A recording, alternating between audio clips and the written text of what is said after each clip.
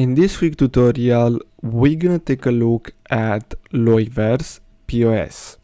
So this is a POS system for your restaurant, for your business. As you can see, we have different business types that this works for: retail, cafe, grocery, convenience, etc. Now, if we go to pricing, we can see that we can add different add-ons such as unlimited sales history, employee management, advanced inventory, and much more. Now, as you can see, it's free if you just want to get the point of sale.